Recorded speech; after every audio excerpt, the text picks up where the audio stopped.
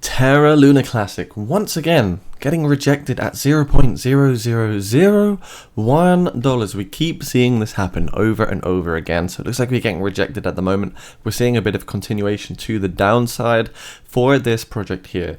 Ranked 214 at the moment with a $646 million market capital. Are we going to see Luna pump again, or are we going to see a bit of a short-term downtrend here? Well, you know, Luna Classic is getting a lot of volume. That's one thing we do know.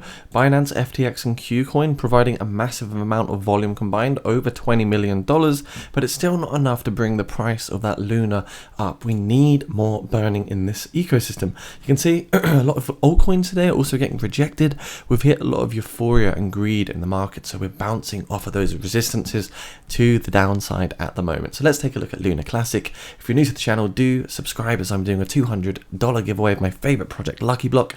Just subscribe to enter. Thank you so much, and let's crack on. So we're going to look at some news to start off with. We have, this is from Happy Caddy Crypto. We have 85 active validators fully committed to that Luna Classic chain. Each has kept their lights on during a time of limbo. Nothing but love for these folks. They could have just shut shop. They kept the chain alive, and I thank them all. So these are some of the validators here. This is, of course, really bullish. You've got people saying, like, holding Luna until December while the airdrop is coming, the price will rise automatically up.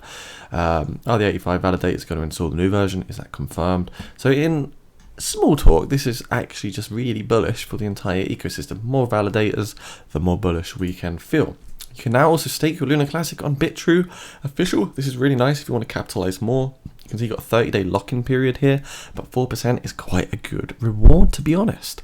Another thing, the Luna Crush social analytics are showing us that we've got a lot of trend at the moment for this project, Luna Classic. So many people are still talking about it. There's lots of hype and traction around this organically.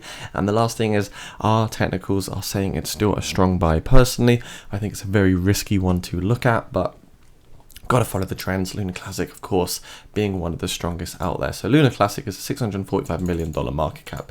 That's what we do know. So it's certainly still possible to see a 10x in the future for this project.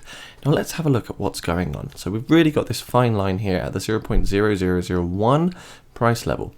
This is where we see so many rejections of resistance, but also we see a lot of bounces of support, like off this level here, off this level here, and off this level here.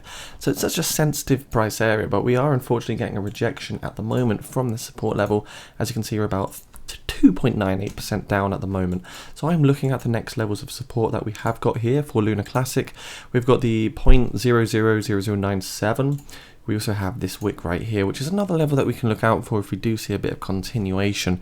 At the moment, we're getting that consolidation around these price levels, but I am heavily anticipating that we consolidate here, and the longer we do, the bigger the pump is going to be. You can see now it's not 36 days, it's been 40 days trading in this range, similar to this where we had 18 days of sideways trading and then we saw a pump to the upside. So kind of speculating something similar might happen in the near future.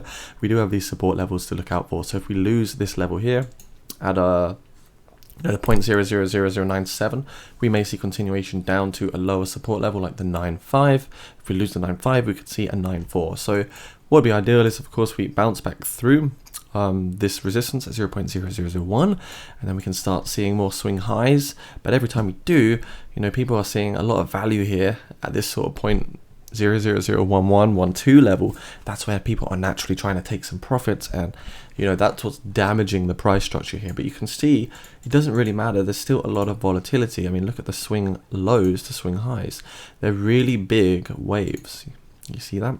So at the moment, we're still in that downtrend, and you could speculate maybe we do get that extra wave down to the bottom. Ideally, we'd want to bounce around here and then get a wave, a rejection, and a retest. That would be the most ideal scenario here for Luna Classic, but nobody's got a crystal ball. I can't predict the future. If I did, I wouldn't be making YouTube videos. So hopefully we could see a bit of continuation here for Luna Classic. I think we just need more consolidation, more sideways trading, and then we can start breaking out. If we look at the 4-hour time frame, we can see we're not oversold or overbought on this RSI. The Bollinger Bands are also looking rather bearish, to be honest. And usually when we come under that 20-day moving average and the lower line of the Bollinger Band, you can actually put through a long position. So we should anticipate a bit of a bounce here soon. Daily time frame, we're just sitting in the middle. So still consolidating around that 20-day moving average. As you can see, just consolidating with the blue line on the 20-day EMA, but we are seeing large wicks here, which does reflect a lot of selling pressure.